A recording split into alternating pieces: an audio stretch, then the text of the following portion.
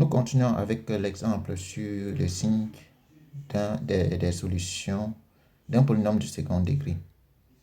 D'accord? Comme première équation, nous avons x carré moins 4x plus 1 égale à 0. La procédure, c'est quoi? Il faut calculer C sur A. Si tu calcules C sur A et tu te rends donc compte que C sur A est négatif, tu t'arrêtes et tu dis que l'équation admet deux solutions distinctes de signes contraires. D'accord? Maintenant, si C sur A est supérieur à 0, tu continues en calculant le discriminant delta. Tu calcules le discriminant delta. Si le discriminant delta est supérieur à 0, tu continues en calculant maintenant moins B sur A. OK? Moins B sur A te donne le signe commun des deux solutions. D'accord? Allons-y. On a donc C sur A.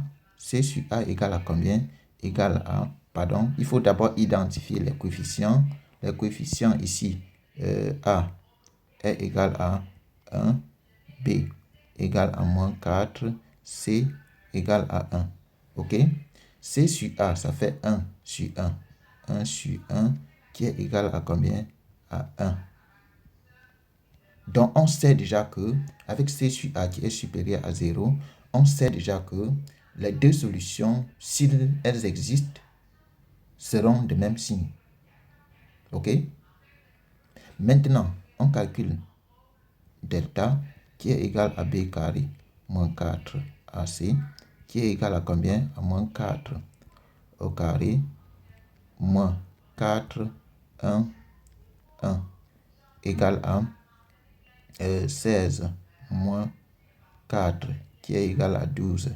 12 étant positif, on sait que notre équation admet deux solutions de même signe. Deux solutions de même signe parce que C sur A est déjà positif. OK? Maintenant, quel est donc le signe commun de ces deux solutions? Pour trouver le signe commun de ces deux solutions, on doit calculer moins B sur A égale moins B sur A. Ça nous donne moins 4 sur... Non, pardon. Ça nous donne moins 4 sur 1 qui est égal à moins fois moins, ça donne plus. Ça fait 4 sur 1 qui est égal à 4. 4 est positif, supérieur à 0. Donc, E2 admet deux solutions positives. OK? Bon, en prenant E3. E3, c'est 3x au carré.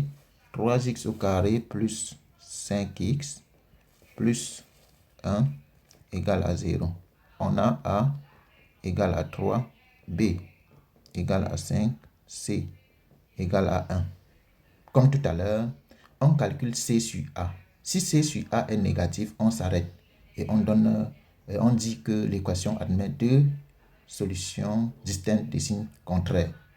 Si c'est supérieur à 0, on calcule le discriminant. Si le discriminant est aussi supérieur à 0, on calcule moins B sur A pour trouver le signe commun des deux solutions.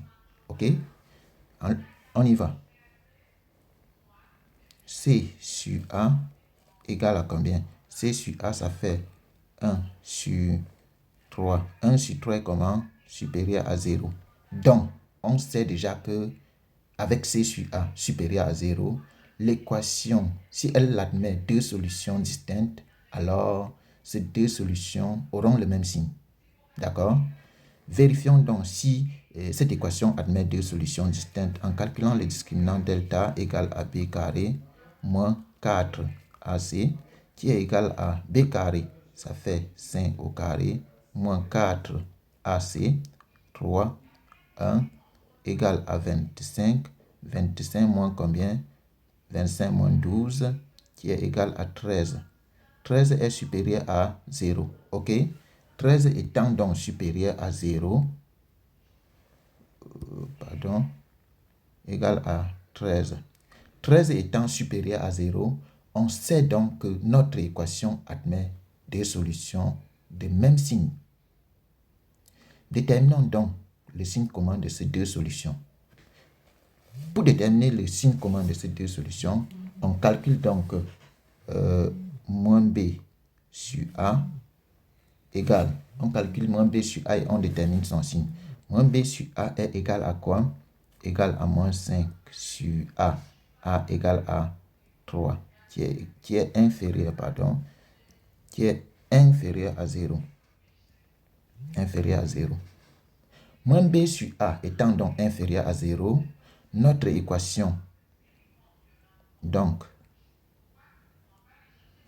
E3 admet, deux solutions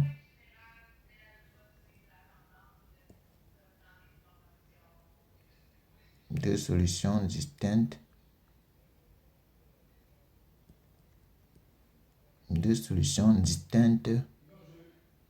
négatives.